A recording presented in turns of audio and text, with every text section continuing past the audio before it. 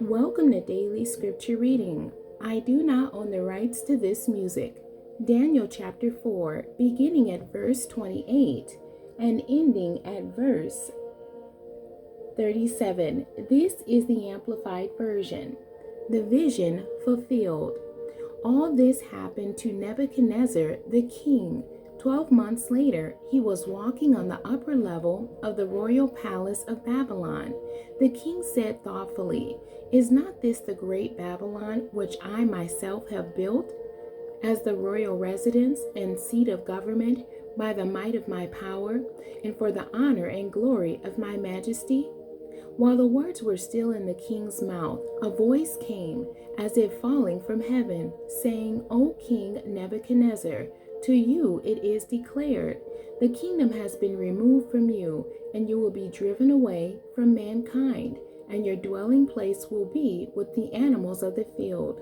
You will be given grass to eat like the cattle, and 7 periods of time will pass over you until you know without any doubt that the Most High God rules over the kingdom of mankind, and he bestows it on whomever he desires." Immediately, the word concerning Nebuchadnezzar was fulfilled.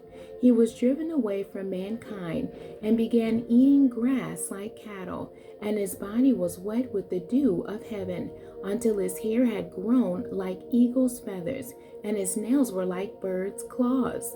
But at the end of the days, that is, at the 7 periods of time, I, Nebuchadnezzar, raised my eyes toward heaven, and my understanding and reason returned to me.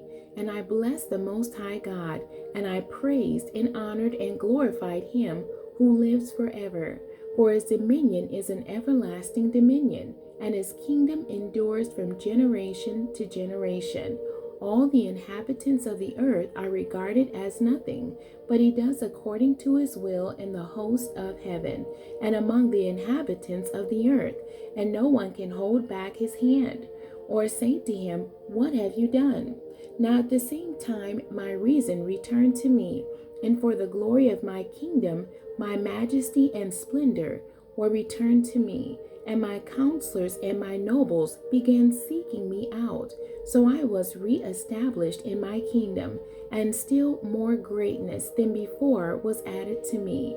Now I, Nebuchadnezzar, praise and exalt and honor the King of heaven, for all his works are true and faithful, and his ways are just, and he is able to humiliate and humble those who walk in self-centered, self-righteous pride.